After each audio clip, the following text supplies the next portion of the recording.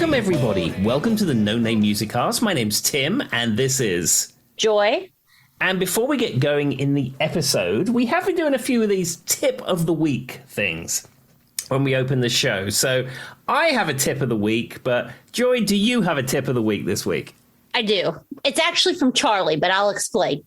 Okay.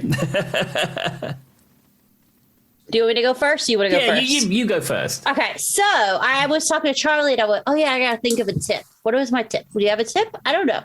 So then he was like, I have a tip. Always check your shoes before you put them on. And I was like, that's a very specific tip. He said when he was like at Boy Scout middle school, he took his shoes off before he got into his tent and they were on a river. And when he went to put his shoes on the next morning, there was a crawdad in his shoe. Oh. So his tip is to always check your shoes before you put them on. Now, I've heard that tip. I mean, I don't have any children and you don't have any children, but I've heard from parents that it's a good idea to check your shoes because you might end up with Lego in there or toy cars or some variation of that. And like when you're blurry-eyed in the morning and you put your shoe on and there's a piece of Lego in the bottom of it, isn't probably not what you want. Well, I always heard like if you leave them outside, 'cause some people leave them outside or like they have like a mud room, which for people who don't know what a mud room is, it's like a secondary room that's like a little off of your house. That's like almost like, I guess like a porch, but it's like, you know, covered. Yeah. And so people put them in there and like in our area where me and Tim live, like black widows and stuff and like daddy long legs and spiders will get your shoes. That's what I always heard. So I was like talking to Charlie. I was like, did you get a spider in your shoe? And he went, no, I got a crawdad. And I was like, you got a what? Okay, you need to explain how your shoe ended up with a crawdad, and that's how I found out about the camping. Ah, well, there you go. Well, I have two tips. One quick tip. My first tip is that if you're making a podcast, get yourself an agreeable host that lets you watch a SpaceX launch that pushes the recording back 2.5 hours. That's my first tip. Yay! And secondly, my second tip is, once again, we've covered this before, but my tip of buying CDs in thrift shops, because I was in Rocky Mount, Virginia at the weekend, and I was looking through CDs like I often do in thrift shops, Goodwills, and I found this musical soundtrack. Now, normally I'm not one for... I like Broadway. It's fine. I listen to a Broadway soundtrack once in a while. I've got nothing against it. I've seen shows on Broadway. I've seen shows in London's West End. You know, it's a genre which I enjoy occasionally. However, I would have probably seen this for the title, and this is the reason that I spent $1 to buy it. So this was actually on Broadway. It wasn't off Broadway. It was on Broadway. And this musical is called Urinetown. And I listened to it today, and a brief synopsis of it is that you had to pay to go because the man told you had to pay. And if you went outside, they took you off to Urinetown. In fact, Urinetown was you were killed. And then the reason they did that is there was no money. There was no water left in the world. So they were charging people to try and to ration the water. And then what happened is like the hippie girl got in charge and she did away with all the charges. And they lived happily ever after for about 2 years. And then they ran out of water and then they all died. So if you know anything about me, I minored in musical theater in college. And this is right up my alley. And Urinetown it's a satire on capitalism. Sure, yeah. That's the whole point, and it's amazing. If you've never heard it, I think Tim's tip is a great one. Yeah. So as I said, I'd never heard of this, and I bought it because of the name, and it was actually pretty good. So there we go. Keep looking in your thrift shops for wacky stuff that you might pick up. So there you go. That's my tip of the week. Okay. We still gotta do our whenever, I guess the previous episode, whenever it releases, which I don't remember the exact date, is where we've got to find our person. We're still looking for a jingle, everybody. If you're going to give us a tip of the week jingle, send it to No Name Music Cast on Facebook and we'll give it a listen. Oh, absolutely. Any of our regular listeners who would like to do us a jingle, either just singing or playing guitar or playing an instrument or however you want to do it, just send it over to us and we would be delighted to use it. Or if you're not even musically inclined, but you have an idea, like you just think of the words. I'm sure I know a guy, his name might start with a T, who plays a guitar sometimes. Who might be able to put a little jingle to it for you. Exactly. Just a theory. Well, there you go. Well, anyhow, this week it's Joy's turn to pick the topic. As ever, I don't know her topic. So, Joy, it's over to you. So this topic's an interesting one. And I thought of this because Tim speaks a lot about, he's played at a lot of shows, and there's always, and right now there's that weird thing going on that sadly there was that tragic accident in America with the concert recently with some people dying. I don't want to get into that because that's very sad, but you maybe start thinking about concerts as a whole. Mm-hmm. And so this week's topic, and Tim's going to have an interesting time figuring out a name for this one, is musicians or people in the band who've lost their cool on stage. Okay. So we've talked a little bit, I think, about this before, different people who kind of went a little crazy on stage. Mm-hmm. So I started looking up different things of different times musicians have lost their cool on stage. We're going to start with a very particular artist Tim's familiar with. It's Axl Rose. So yeah, I know where you're going with this, but I'm gonna let you speak to it. So as Tim has seen this, Axl Rose stage dives into a fight. Is that the one you're thinking of? Yeah, because with the person with the camera, is that the one? Yes. So in 1991, during the band's performance of Rocket Queen, Axl barely made it through the first few lines before spotting a member of the group causing mayhem. And there was like a camera or something he was bothering people with it. So he requested they stop, and he asked bouncers to kick him out. However, Axl has never been known for his patience. Not really. Yeah. Either due to utter mastermanship or whatever, Axl dove into the crowd and seemingly in sleep with Slash's guitar before the bouncers had time to reach the guy. And he apparently kicks him right in the face or something. I don't know. I've never seen it, but he hits this guy dead on. They said it's weird because Axl Rose Slash keeps playing, and it's like he's doing it to the music. Have you ever seen it, Tim? Yeah, I've seen the footage. It's scary. Axl was not always known to be sober, Tim, to be fair. So sometimes people who aren't sober overreact. Yeah, and I think Axl over the years, well, ever since, certainly if Slash's book is anything to go by, Axl over the years has suffered with some mental health issues. And I think now he's had some help and he's in a lot better place. But certainly he was very volatile in his earlier years. And I think if you throw drink and drugs on top of that, it's not a good scene. And I've seen the footage, and if I remember correctly, someone in the crowd had a video camera or something, and Axl wasn't about that, and he kept saying, hey, turn the camera off. And then when the security didn't act on it, he then dove in and, like you say, kicked the guy in the head. Yeah, so from what I saw, I kind of watched the footage. It was hard to see because, to be honest, it's 1991, and it looked like they were recording it on a potato. But I'm just going to tell you the truth. But all you see is him yelling at this guy, and this guy has a camera, and I think he was bothering people with the camera or something. Mm-hmm. He was moving around, something he was doing, and it might have been a distraction for the musicians on stage. Whatever he was doing really just made Axl angry, and he told him to stop, and the bouncers were on their way to kick him out. And then he just dove straight off the stage, and it said he kicked him right in the head. And then the guy just got up and left himself. Now, here's a question for you, Tim, what we're talking about. Have you ever been in a concert, you're not playing, but you're in the audience and had to watch someone be hauled off? Yes, not because of an altercation, because somebody's passed out or needed some help and they were pulled out, but not because of a fight. I mean, I've seen many fights at gigs that I've played here and in England, but I've never been at a gig and seen some kind of alteration kick off. As I said, it's normally if somebody is in distress or they're passed out or something. I've seen that. So I've had one, and this guy was sloshed. He had way too many beers, right? Just too many. He's with his buddy, and I was at PNC, which I know you've been to PNC before. We were in kind of that middle area. And, you've got that VIP area and then the seats right behind it. We were in the seats right behind it. And to the right of the stage where it's got another section of seats, there's a guy directly beside us. And he was doing something he was doing something that was bothering the people in front of him. Like, I feel like he did something to the girl's hair. He like pulled on it. It was just being weird, just being drunk, just being weird, being obnoxious. They kicked him out.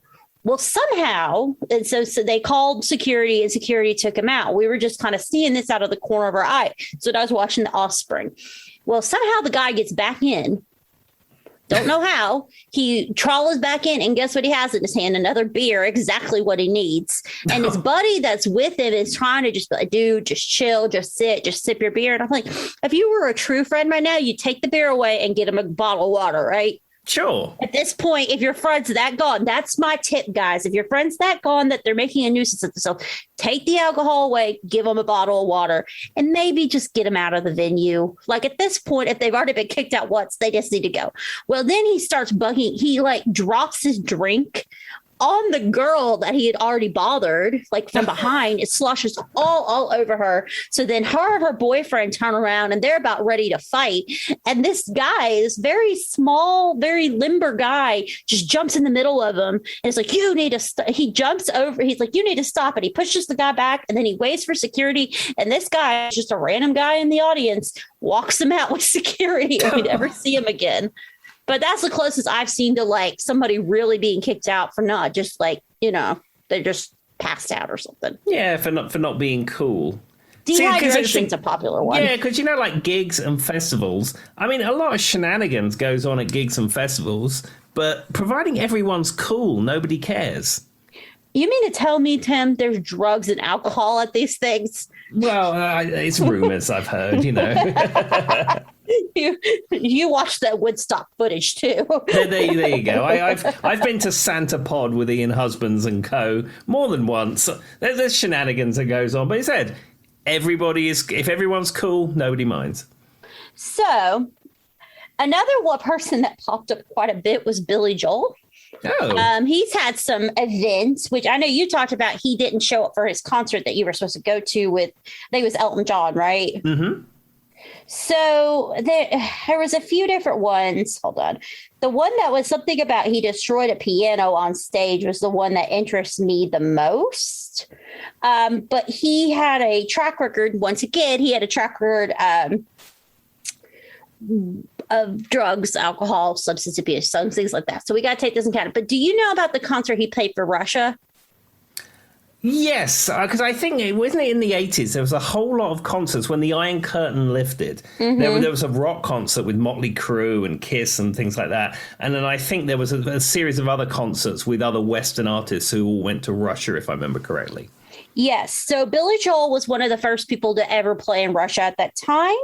And so what he did was he destroyed a piano on stage while in front of Russians. So basically, it was July of 1987 in Moscow, about 20,000 people. And it was a major culture shift for Soviet America relations, right? Like that was the big deal. And so for some reason, Billy Joel was really popular in Russia, FYI, if anybody was wondering. I don't know. I mean, I love Billy Joel, but I don't know why he was a big popular person in Russia. And there was a big deal about him coming.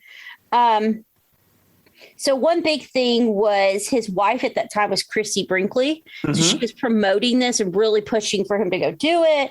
And in theory, there was like this big turmoil building up to it. So finally, when July 7th arrived, it was time to do I can't say it, some stadium and it looks like Olympic something in Russia, Deb, okay. In Moscow. He was grumpy. He said his throat was hurting and it would snap at anybody and was trying his hardest because he said he couldn't play any of his high notes. And he didn't know what to tell Russia because it was such a big deal that he did this Russian concert, right? Mm-hmm. Once he took stage, there's a bigger problem. All of the front row were filled with members of the Soviet POBLTRBO. I don't know what that means. I'm guessing it's like a political thing. I think that isn't it the Soviet police or Soviet? That's what I'm thinking. I've always heard them in America called the SS, but this is what they're calling them. Yeah. Anyway, The men were stiff as board and really difficult to please. If anyone's guessed whether the Russians didn't like the music or simply tried to act in accordance with what they view, as normal in Russian culture, it angered him. So he was already angry, already upset, couldn't hit his high notes, didn't really want to do the concert. And the guys in the front just stood there and stared at him like they're a martial law. And so as he was getting started during the performance of My Life, an Angry Young Man, he just got mad because none of them were paying any attention to him. He didn't feel like they were appreciating his amazing piano skills, whatever it was. Many members actually got up and left because of this, because they didn't appreciate it. These people who were just stone cold. So he literally got upset and started destroying his piano on stage. Goodness in front of everybody. And you were right. It was right whenever they were getting ready to do the Monsters of Rock with Metallica, Panera. Yes, Pantera. Yes, Panera was bringing their bread. It was the same thing. But yeah, and so basically he started breaking his piano. He went insane. They said everybody just froze in the audience because they didn't know what to do. They all got nervous because half of them had already left because I guess for some reason they just didn't enjoy him. And so he just started lashing out and screaming. And he flew into like an emotionally anger. And he said, stop lighting the audience. I don't know what that means. He kept screaming it.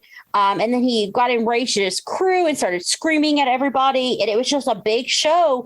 And the sad part was this was supposed to be some great concert to build this big wall with Soviet and America. Now, given, I understand. Has anybody ever got up and left your concert, Tim, how you could get mad? I've had every variation of people leaving my concerts. And I never explained how he destroyed the piano. He flipped it over and then started kicking it. No. And they were talking about like jump kicks and like peeks and screaming at people to stop it, turn the audience lights on. We're not doing this, blah, blah. I don't need to be here. And so he flew into this rage and just. But the sad part was, it's all the lead up to the concert. There's like a big show. And Christy Brinkley was presenting, and then they were doing the Metallica thing. And I mean, I feel like it's one of those, the show must go on. Even if the audience gets up and leaves or aren't even acting like they're interested, you just got to go with the flow, right? Yes, I believe the line is the show must go on. My makeup may be flaking, but my smile stays on. I think there's even a song written about it. Yeah. And so 11 months later, he did something with AP, Associated Press, basically saying, it's been difficult for me. I was running ragged. I was in a bad spot. But he said it was somehow cathartic, like therapeutic for him to destroy the piano. I mean, what would you do, though? In all seriousness, you're sitting here, you're watching a concert, you paid money for it. Maybe some people in front of you they're not enjoying it, they leave, right? What would you do if the guy on stage just starts destroying the instrument? And I don't mean like, guitarists destroy their guitars occasionally. Like, I mean, going into a fit of rage and start screaming at audience members and starts jump kicking their piano.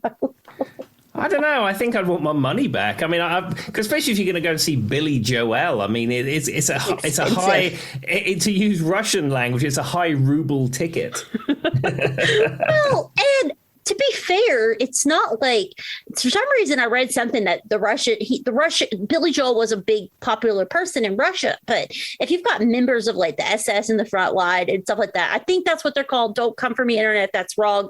That's just kind of what I remember. The Russian, that might be German police, actually. SS is German. SS is like Nazi era German police. Never mind, not you, Russia. But whatever they were, what you equivalent to the police. So whoever they were, I mean, they just happen to be the only people in the front. If they didn't enjoy it, there's still people behind them who are there to watch a concert. Yeah, right? I had a Paul McCartney concert from Red Square, and I think it was the same, where like a lot of the key seats were all Russian political people or Russian police or Russian military or something like that. I think that's just how it rolls in Russia. I mean, I've never been there, but I get the impression that's what it's like a bit. It could be, though, like, to be fair, it could be a security thing, too. Sure. I mean, we have bouncers and like stage people working the front of the stage at most concerts for security reasons. So that could be their version of a security to keep people from rushing the stage or whatever. It could be, or it could just be that they're decided that they're the people of privilege, so they get the front rows. Well, I already insulted them by calling them SS, so I didn't want to go there, Tim. After I said that, I was like, no, that's Germany. Got it wrong, Joy. Got it wrong. We apologize to our Russian friends. Any Russian listeners, we do apologize to you. Joy is not fully up on the makeup of police, military, secret police, or whatever that's called. So... One of our listeners was writing me about something, and she was making a joke. Well, you probably knew that was, and I told Tim about this. He's familiar with this person. And they were like, you probably already knew that. And I was like, to be fair, I say so many dumb things on our podcast, and now they're on the internet for the rest of my life. So I'll let you have a pass on this one. Jumbo, that's for you. Anyway. So, I mean, yes. So anyway, I mean, it would just be, but in some way, if it were nowadays, I'd probably just record it on my cell phone. They're like, I was there, I saw it, because it's going to be all over social media the next day. Oh, of course. And of course, back then, 80s, that wasn't a thing at all. I know. So Americans didn't even know what happened. Unless somebody had a VHS camcorder. I mean, possible. So another time, once again, probably alcohol and drugs related, Billy Joel Armstrong. We're just going to flip it. We were talking about Billy Joel. Now we're going to talk about Billy Joe. For those of you who don't know who Billy Joe Armstrong is, obviously Green Day, lead singer of Green Day. And he has done a lot to get sober. I do know that's a fact. Man, you weren't kidding when you said it's a long way to the top if you want to rock and roll, Tim. These guys have a rough time. So this time he gets upset at a clock and Justin Bieber in one concert. So what he does is, there was the iHeartRadio Music Awards in 2012. So he was obviously slashed. He was just sloshed on stage. And if you've ever seen this concert, he looks very unwell. Like, to his defense, I'm very happy he was able to. But during the band slot, Armstrong noticed a clock that was ticking down their allotted time. So I guess somewhere the artist could see a clock saying you've got 5 minutes, 10 minutes, whatever left, because the iHeartRadio Music Festival is a huge festival. So you got 30, 40. So anyway, they only have 1 minute to go. He didn't approve, but instead of using his time to actually sing, he started ranting. I've been around since 19 blankety blank 88, and you're going to give me 1 minute. There were a lot of cuss words in that I skipped. You've got to be kidding me. I'm not Justin Bieber. You words I can't say. He then smashed his guitar and stormed off stage. Have you ever seen that, Tim? I have indeed. I like you say, I think he was probably not in a good place there. However, I think I would rather, I'm not a big fan of Green Day particularly, but I like some of the songs. I would rather see Green Day than Justin Bieber. And it makes you wonder, Green Day and Justin Bieber on the same bill. I mean, it's weird. I know, but the thing about it is I don't think that it, like, to insult another artist when they're not control of the time on your stage isn't cool to me. No, whether you agree with them or not. No, I get you. I get you 100%. And plus, you have a contract and a stage on time on stage and off stage and all that kind of stuff. But you know what sounds like? Do you remember at Live Aid? The Who played at Live Aid. And they had a very simple system at Live Aid. And if you ever see any footage of Queen or whoever, there are 3 bulbs at the front of the stage. Yeah. There's a green bulb that came on, and that's like you're ready to play. Now is your set.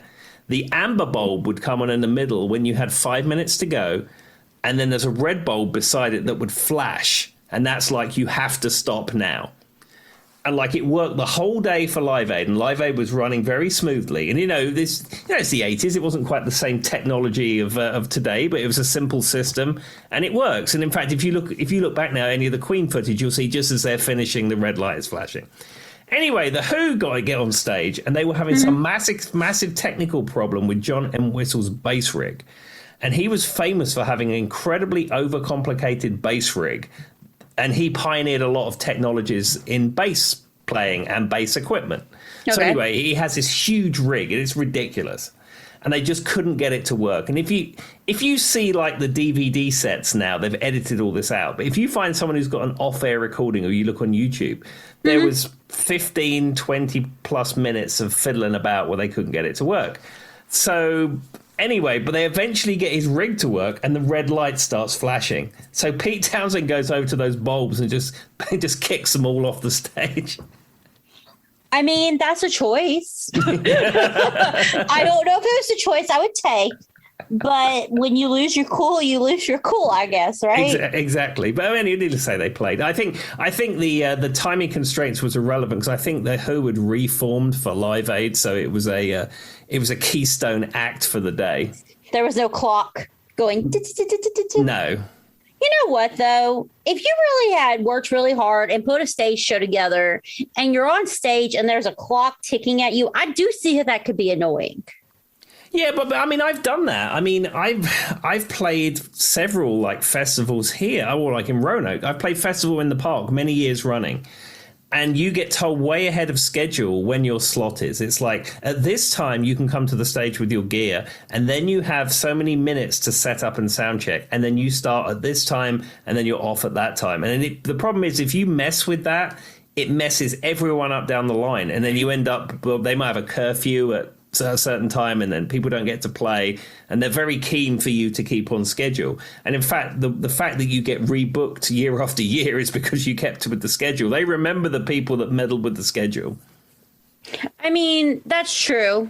And that's true with anything. Like if you're going to get a haircut, you're 2 minutes late, you're going to shift everybody else get their haircut, right? Exactly. Doctor's appointment, whatever. I mean, I get it. But I do also see from a standpoint of like if you were working really hard on a set list or something, how it could be annoying, but you just kind of have to accept it, move on. Same thing like if you're giving an award speech and they cut you off before you get to say thank you for everything, right?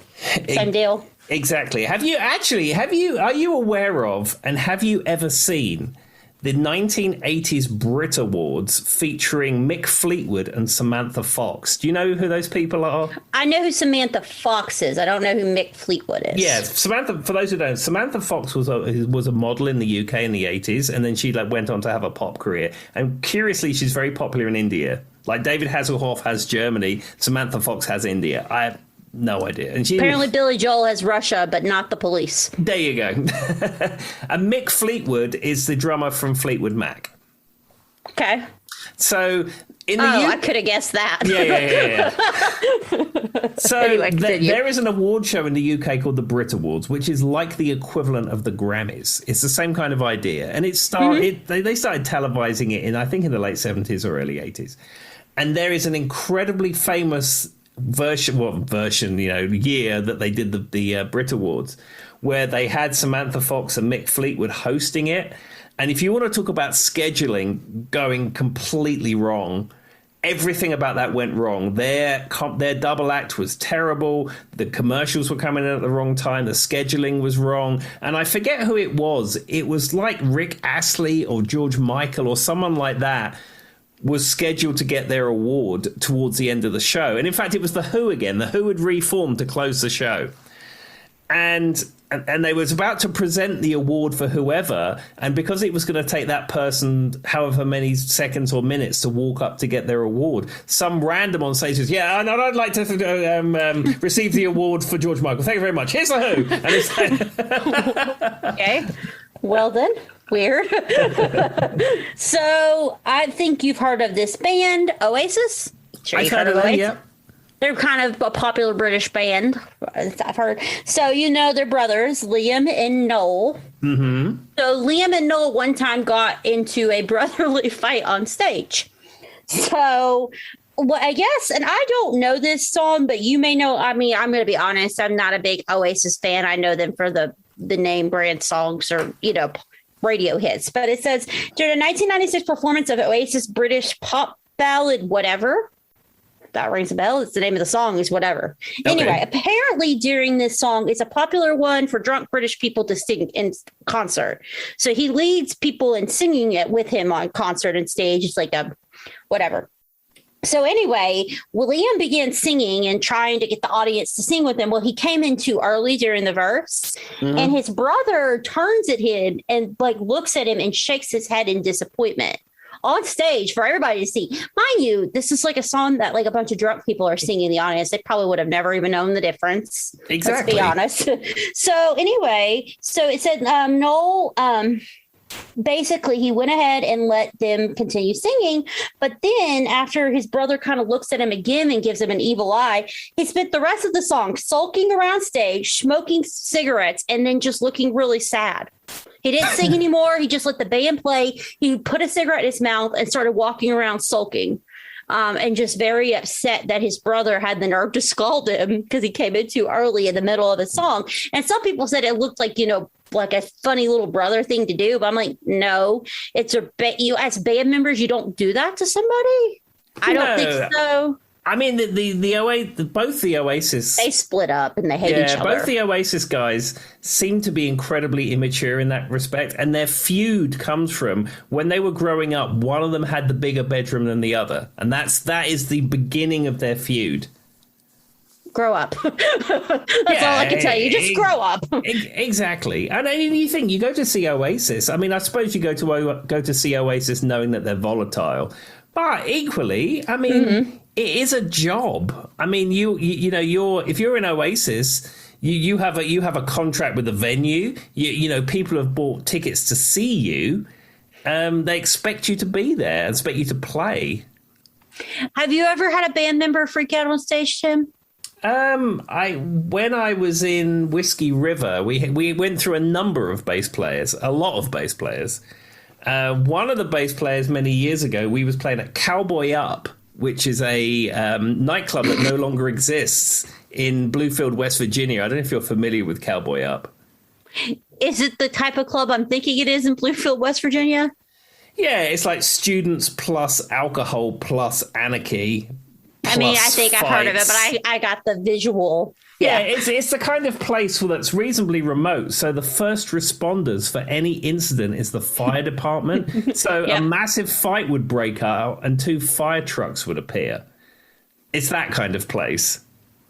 Yeah, I grew up in Grayson County where the rescue squad was the first one to show up. So I understand what you mean. Yeah, and we did a gig there once, and it wasn't so much that the bass player freaked out, but he was not happy that his bass was not properly in the front of house mix, despite telling the sound engineer 10 times that it wasn't in the mix, and he'd go out the front and he couldn't hear it. And we was halfway through a set, he just turned his amp off. He said, well, there's no point me being here, and he just walked off the stage. Yeah, I mean, so speaking of bass players, so you've heard of the Red Hot Chili Peppers. Don't come for me, internet. It's fine. I'm not a big Red Hot Chili Peppers fan. they're not my thing. But, I can tell you I'm equally not a Red Hot Chili Peppers fan. I think Blood Sugar Sex Magic is probably the best thing they ever done. And there's maybe 3 or 4 tracks on that are really good. And everything outside of that to me sounds like album filler. I don't think they have any really strong songs, in my opinion. And every song kind of just sounds a little bit the same. I don't know. They're talented musicians and they're making a whole lot more money than I am. So who am I to judge? What albums do I have that are, you know what I mean? That I'm making the list of this podcast, but they're just not my thing. You like them, you like what you like Tim said, but they're just not whatever I'm going to say. So have you ever seen the time when Flea destroyed his bass on stage after proceeding to berate a roadie? No, but Flea. See, again, like Flea. I mean, people like Flea, but I'm saying he's mediocre is not, isn't very good to Flea, but he doesn't do anything for me when I watch him play bass. There's a lot of flash, but I don't know. It's his style is not for me. Now, little Ian Mauricio, who's the bass player in Frequency, can do all that stuff. And he can groove. He's a groovy bass player, and he can throw that stuff in when he wants to throw it in, or do the flash if he wants to. But he has a real groove and a real feel to him. I find that Flea is all flash and no substance, in my opinion. Okay, so, and to be fair, I prefer a groovier sound. So if I want a bass player, that's probably why some of those bands like that don't register, like Red Hot Chili Peppers or any of that sound with me. It's just kind of generic rock. I don't know how else to say it. There's nothing that catches my attention. So anyway, this is why I want to tell you about this. So apparently he was on stage. They were getting ready to play a song, and his guitar either was out of tune, it didn't sound right. Something was wrong. He didn't like what it was. So this is what makes me angry when I hear this. And this is where I feel like it's a rock and roll don't. He then proceeds to start screaming off stage at the roadie who was supposed to set up his equipment in front of everybody and just threw this poor guy under the bus. And who knows what it could have been. You know, it could have been a set of events that happened after the roadie put the bass out. Maybe it was just Flea's ear that day and he didn't like the way it sounded. I don't know. But then to top it all off, so he continues playing after he berates this poor guy in front of the entire audience of 20,000 people. He threw his bass in the audience and audience members had to jump out of the way to not be hit over the head. Oh, goodness me. I mean, I can't think of in some way, it seems like if I had been there, I would have been the one who got hit with the bass. I was going to say that's an injury waiting to happen for you. But I'd be like, hey guys, whenever I get consciousness back, did anybody get on camera? I was the one Flea hit with the bass. That's me. It's me. It's me. Like, it sounds like so stupid. Well, and the thing is, like, the thing is, as an HR professional that you are, like, if you need to have a conversation with somebody who reports to you, you can do that in private another time. That's the thing, though. Like, who in that roadie? Like I said, think about when you've set up your equipment, Tim, and by the time you actually play it, how the tens of thousands of things that could have happened. Sure, and plus when you play, especially if you play larger venues, your gear always sounds wacky anyway, because if you play in a small venue, it doesn't say it always sounds the same, but it's a lot more consistent. But you play like a large festival stage. I've played some very large stages, and by the time you play it on a large stage, it never sounds quite right. I mean, it doesn't, and like, it's just a roadie, man. Get over it. Like, move on with your life. That dude's probably making a quarter of the money you're making. Just not even a quarter. What, 0.5% of whatever a member of the Red Hot Chili Peppers is making? I understand that's their job, but they're also pushing heavy equipment around. As Tim said, his dream was to have a roadie to move his equipment for him. Exactly. Well, the fame and fortune of what I was never confident was going to happen. I just wanted someone to haul the gear around. I will say one other thing about Flea, though. He had a endorsement deal with a company called Modulus Graphite, which made custom basses made out of graphite. And he fell out with them. And how incredibly immature he is, he started making his own basses with a different company called the Flea Bass. And it was called the Funk Unlimited. And they copied a lot of the features that were on the Modulus bass. And of course, it was called an FU bass because it was called Funk Unlimited. So he could make a graphite bass that was called FU. I bet he did. If that's the kind of maturity level of Flea, there you go. Well, here's another one that we have spoke about, and this is not going to come as a shocker to you, that she lost it on stage. Courtney Love. That doesn't surprise me in the slightest. As Tim has put out her. So that video. Okay. So if you're a long-term listener of No Name Music Cast, that's what we're going to call it. No Name Music Cast. The No Name Music Cast, if you're a long-term listener. Tim, we may have had a discussion. I don't even remember what the topic was about. I think we were talking about was the conspiracy theories. We were talking about Kurt Cobain's death. There was a video Tim posted of Courtney playing in quotation marks the guitar. And you know what that video sounds like? When you've got a friend and you're playing Rock Band together, like the video game Rock Band, you know how when they start missing the beats, it like the guitar starts sounding funky. That's literally what it sounded like because like I've played Rock Band plenty of, and you know you get off and you get this weird noise and then you go back to what kind of sounds like the song. That's exactly what it sounds like she's doing on stage. That's just my comparison. So anyway, in November of 2011, she was playing a show in Brazil. She decided to stop singing and embrace everything that makes her so amazing, right? Which allowed her to say some bad things because apparently someone in the audience yelled Kurt Cobain's name out at her. And if she hears his name, she gets angry and asks people to stop, which given if grief is weird and she could, that could be a sore spot for her. But, she has declared herself as like this LGBTQ plus, advocate, while she starts throwing out very directed slurs at the guy who's saying Kurt Cobain's name that are a direct opposite effect. I'm not going to say those words. I would never say those words of being a big, LGBTQ plus person. Advocate. Yeah. It claimed that she basically said she inspired 2 Smashing Pumpkins albums. No, she didn't. But she told the guy, she called him that name because he said her past husband's name. Then went on to say that they don't need to be talking about Kurt Cobain because she inspired 2 Smashing Pumpkin albums. That's like saying I can't be racist because I have a black friend. It's goodness me. Okay, so, which, by the way, even if it were true, how is it brag worthy? Then she proceeded to ask another fan. Okay, Tim, it gets worse. I can't say this. Why I'm saying this in slow motion because it's so stupid. She asked another fan in the audience if she could borrow some chapstick for her herpes. And that was the concert.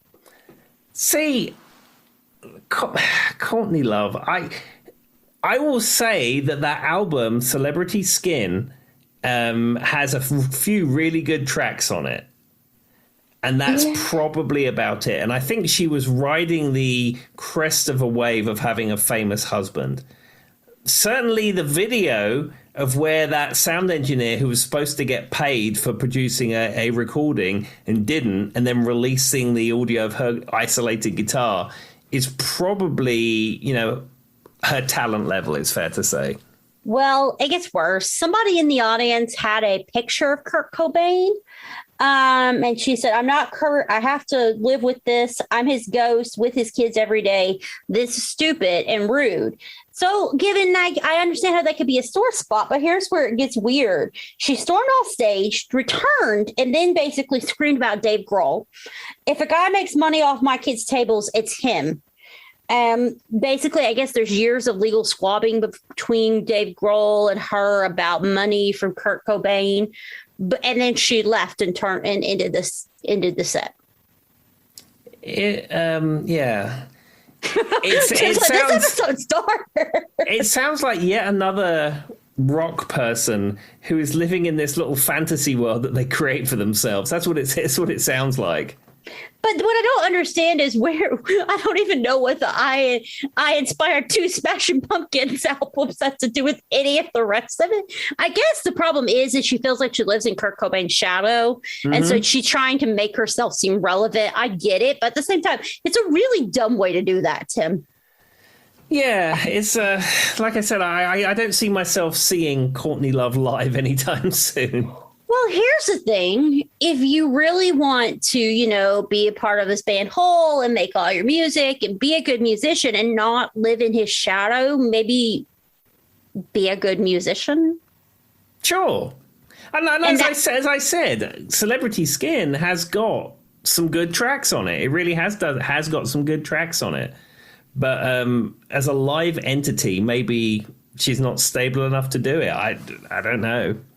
I don't know, but I mean, it does make you wonder how much of those tracks how much sound editing went into some of those tracks, Tim. Yeah, I mean, I think a good producer is the key to making stuff sound really good. I mean, I'm not a Nirvana fan at all. It's not something that I particularly enjoy. I was there when it happened, and it was not anything that really excited me. A lot of people like it, but it's not really for me. However, if you listen to Bleach, which is their first album before Dave Grohl joined, it's kind of rough. It's like a garage band type sound. It's very similar actually to the Bikini Kills that you got me to listen to. It's very rough. It's very, very rough and ready sounding. It's a niche sound too. It's like a garage type sound, very niche sounding. And then you bring Dave Grohl in, and then you bring Butch Vig in as a producer, and you end up with this incredibly polished sound. They capture the rawness of all those musicians, yet created these songs that are polished and they're pieces and they're timeless and all this kind of stuff. So having that drummer and that producer was able to create this thing. And I think maybe in the world of Hole and Courtney Love, maybe they're working with an excellent producer that can capture that rawness and roughness and bring this thing out. But in the live, you don't have that. I agree with that. And that is true. I'm not saying that she's a bad musician per se. I really don't know. But I'm just saying if you really, my theory on it is if you're a great musician and you're worried about living in the shadow, let's say, not even Kurt Cobain, there's people who's had parents who were musicians, cousins who were musicians, whatever, right? That they have to live up to. If Elvis is your cousin and you want to make it in the music world, yeah, you might have to live in his shadow a little bit. But if you are the musician that you think you are, at some point you're going to come out on your own. You know what I mean? And to make a big scene and say, don't put his picture in the audience, that's just drawing more attention to the picture. Sure. Nobody would have even noticed. Sure, if she saw it when someone was making a scene of it and say, I miss him, love that guy, and then just move on, and everyone go, woo, and that's the end of that. Yeah, that would have been the end of it. So I'm going to come to a musician. So we've talked a lot about musicians doing bad stuff, but this musician, I don't really feel bad for him at all.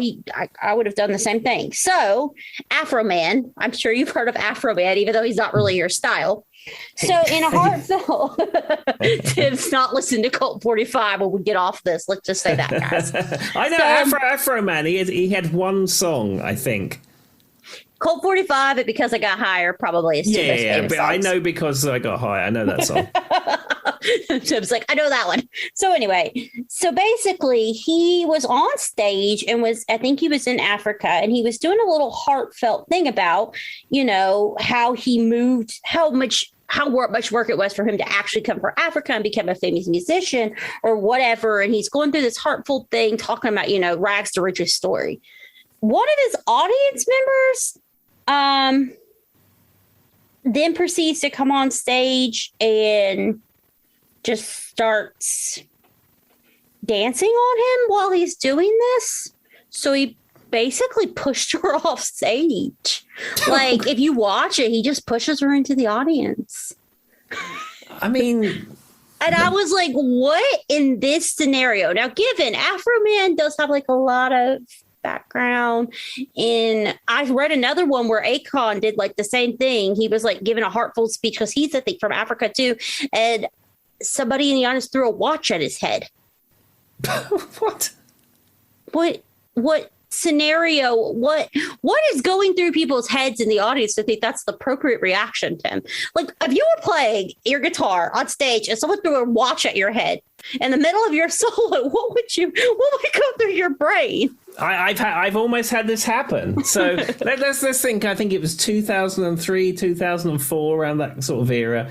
It was a VW event. I think it was Bug Jam playing with Frequency with Ian and Co. Mm-hmm. And they had a big festival stage there.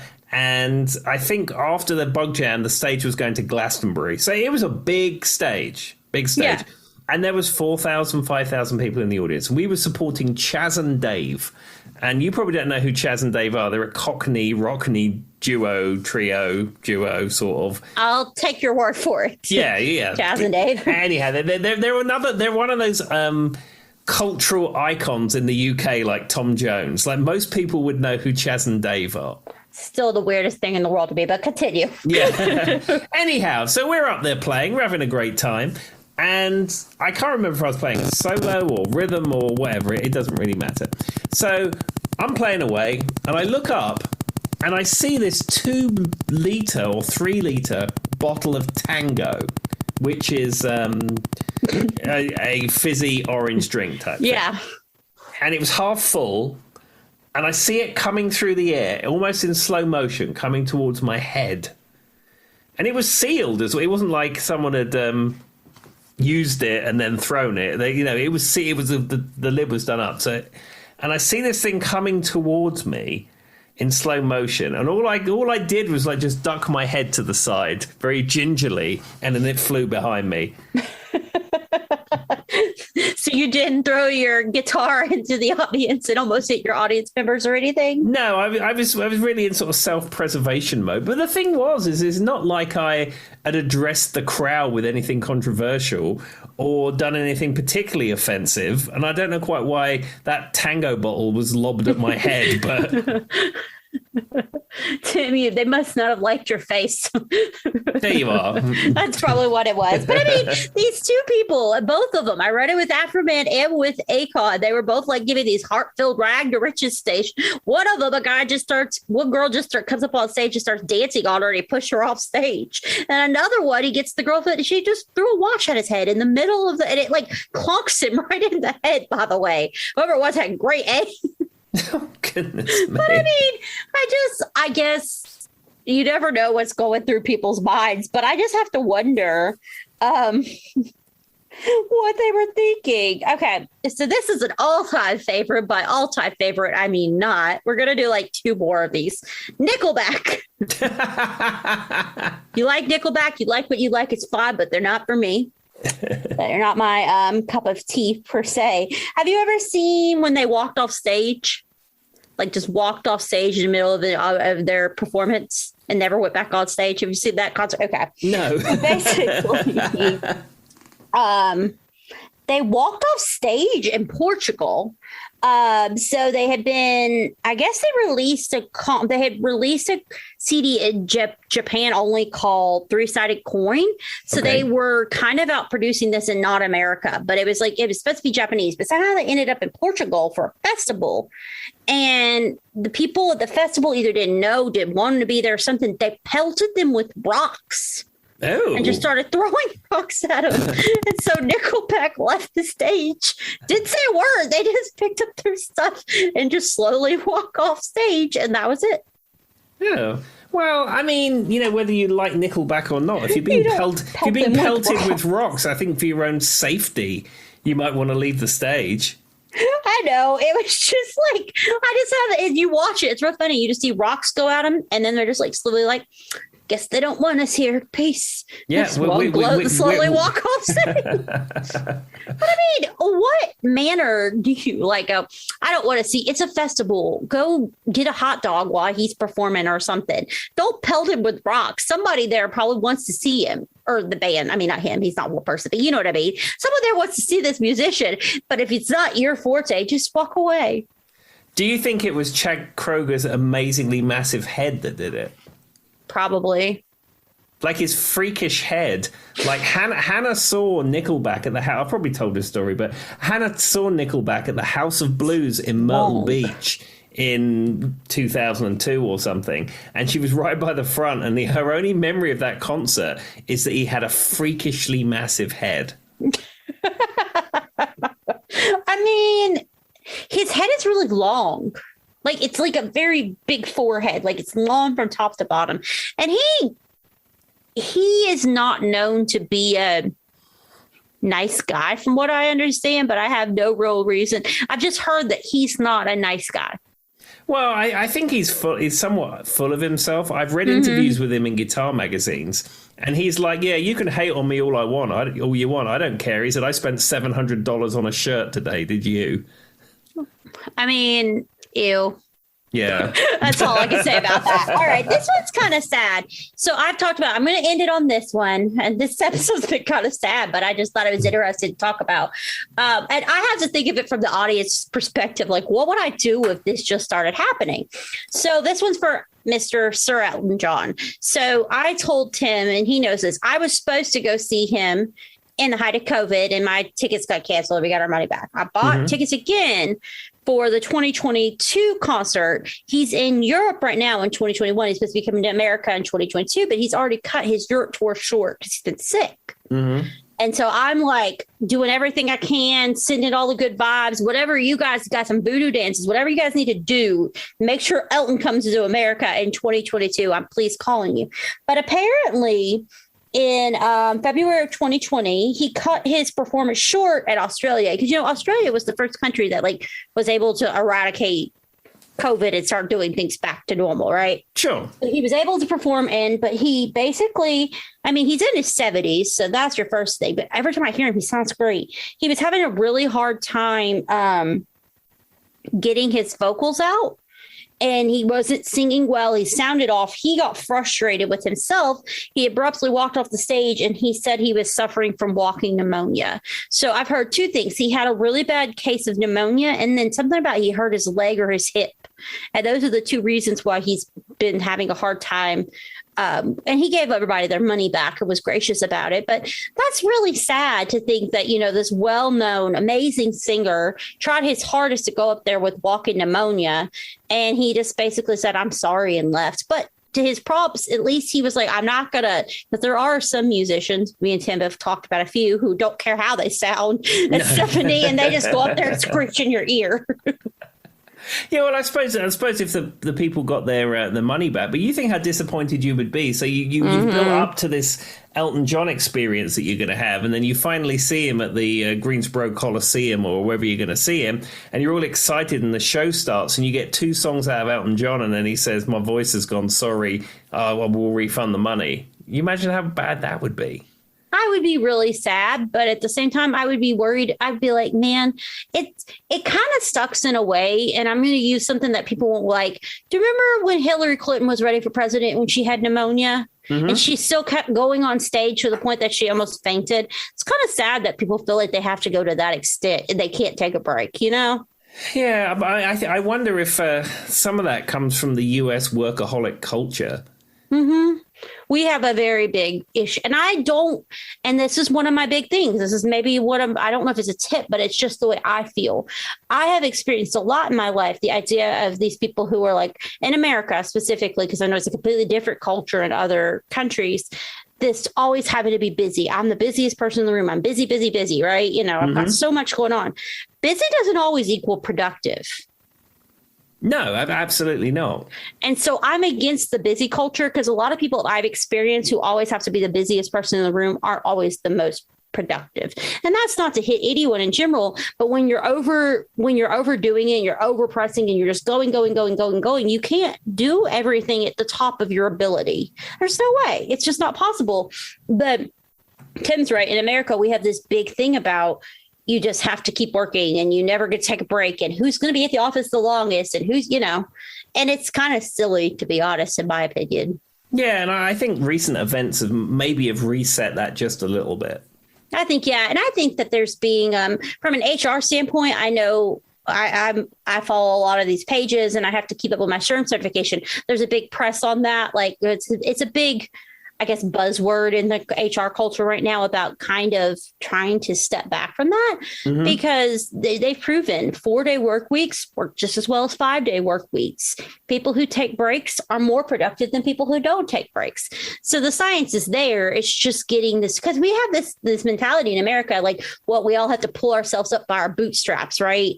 We're these strappy young people who come to America to get away from those tax people. Tim's American now, though. I'm just kidding. But so, we have this culture of you come to America to make it or break it. And, you got to pull yourself out of your bootstraps and stuff. But it doesn't always work that way. There's so many other pieces to that kind of thing. Wow, this is a music podcast and I made it to an HR podcast anyway. we encompass a lot of topics as we sit here and talk about all kinds of stuff. Well, to be fair, Willie Nelson did the same thing. He went out on stage one time and apparently in 2018, actually at an outlaw music festival in Charlotte, North Carolina, which is very far from me at Tim. He took a tip to take the stage. The singer flew his hat into the crowd and left and told them that he was unable to perform due to illness. He gave it 2 shots. But you would have think that earlier on in the day, you would have made that call. Yeah, and I feel like that's the same thing with Elton. If you're sick, and it's probably like you're saying, they just don't want to disappoint the audience, but it's almost more disappointing to get to the concert, get excited for the concert than to know like, okay, this isn't going to happen. Yeah, I mean, I don't sing, so it's different for me, but I mean, I've gone on stage with a flu and cold, and I suffer periodically with back problems, and I've done gigs sitting down and stuff like that. I mean, maybe it's different, but if you're a singer, it's a completely different kettle of fish. Yeah, and I mean, we don't know what he was sick with, and maybe he was on stage and his stomach just started hurting. You don't know. It's hard to tell. Yeah, I heard Drake once had to cancel a concert because of bad sushi.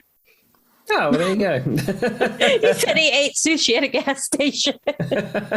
Well, there's your problem is buying sushi from a gas station. Yeah, that's not recommended. Goodness me, I can tell you, ladies and gentlemen of the UK, that whilst you can go to a petrol station and it has a Marks and Spencer's in it, if you go to Bucko's Pantry in Pulaski, it's not quite the same spread. No. Well, and to be fair, in Kroger here, which is, I guess, a grocery store, we've talked a little bit about K-Rod over here, the Krogers. I get their sushi, but that's kind of where I draw the line. I don't think I can devil off into gas station sushi. Yeah, you imagine being in the, I don't know, Amico or something in Radford and buying sushi in that. Yeah. It just seems like a bad idea because think about the way, if you've ever gotten food at a gas station, you know how it's been a long time since I've gotten something from 7-Eleven, but you know how that stuff sits in that warmer for so long and it's not got the right texture anymore? That's not what you want from sushi. No, but I will say in the realm of gas station food, Sheetz is a completely different kettle of fish. Do you ever eat I've ate Sheetz? Sheetz before. Yeah, I was thinking for a second, I thought you said Sheetz was selling fish, and then I realized what you meant was a different. Never continue. Yeah. I misunderstood you for a second. Yes, I've ate at Sheetz before. Yeah, it's like a real restaurant. Sheetz is actually that's like a restaurant with an added gas station. It really is. That's kind of, I think, their niche. Like, because if you go in there, you can get coffees, like fancy coffees, like all kinds of food items. Yeah, they even have a selection of vegetarian options, and it's all made to order. It's not stuff under heat lamps, and they've got people in there all day and all night making this stuff. And you order whatever you want, and they'll custom make it and customize it. And they do subs, and they do burgers, and they do chicken, and like you said, they do coffees and they do desserts. It's like a full on restaurant experience. Yeah, it's really just like a restaurant that they added a gas station to or something. I don't know. Yeah, it's very odd. For our UK friends, look up Sheetz and look at their menu. You'll be very surprised what comes out of a Sheetz.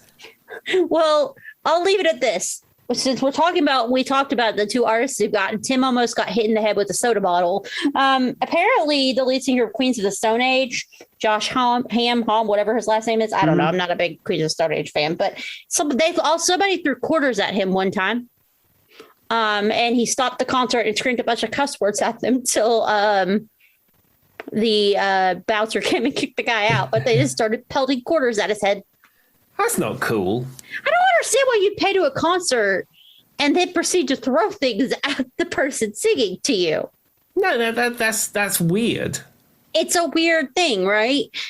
I mean, given, like we said earlier, we have to take in perspective, alcohol, drugs, things like that make the rounds at these concerts and people do weird stuff. But who? I will admit I have been drunk in a music venue before, and I never felt the initiative to throw quarters at the person. No, and the problem I would have, for one, I wouldn't throw money at people on stage like that. But at least throw dollar bills at me. Yeah, but the problem I have is my aim is so poor when it comes to throwing things. I'd hit people behind me. Well, I'd be thinking, if you're going to throw quarters at me, at least throw dollars. They're soft and I can spend them. What am I going to do with the quarters? They're just going to leave a mark on my forehead. I remember one time I was playing in Easy Rats in White Sulphur Springs, West Virginia, which in the realm of dive bars is very divey, and it's not there anymore. You had to dive all the way to the bottom of the ocean to get to this. They had a flood in White Sulphur Springs a number of years ago, and it was terrible. Yeah, the venue got completely wiped out because of the flood. It was a terrible scene in White Sulphur Springs. But anyhow, this venue is no longer there, and we was playing there a number of years ago. And I was playing at the front of the stage, just posing, playing guitar. And this woman came up to me and she stuck $1 bill in my t-shirt and walked off. Well, I mean, you got some money, Tim. Yeah, beggars can't be choosers. I still have it in my guitar case. It was a moment in time I will never forget. Well, I was going to say though, speaking of flinging money at people, I have an injury story. Okay. This will be the end of the episode, my injury story. So one night, me and Charlie were sitting in the bedroom together, and he likes, I don't know what in his mind thought this was a good idea, but he found a penny and he flicked it. I mean, I'm all the way across the room, mind you guys. Somehow this penny he flew all the way across the bed and hit me right in the eye. Oh no! And he was like, I'm like, ah, why? And he's like, how was I predicting? How was I to predict that penny would sail all the way across the room? I'm like, why did you flick it? And he's like, I don't know. It seemed fun. And I mean, I actually had a bruise on my eyelid. Oh no! Because of all the places the penny could have went in the bedroom. We weren't talking. We weren't doing anything. I don't know what in his mind made him think it was a good idea to flick this penny. He had it on his head. He flicked it, flew all the way across the room, and hit me straight in the eye. So yes, if I had been in the audience with Lee earlier, the base would have definitely hit me. And there we go, ladies and gentlemen, with another Joy injury story. We will leave it there for this week. Bye. See you later. Bye-bye.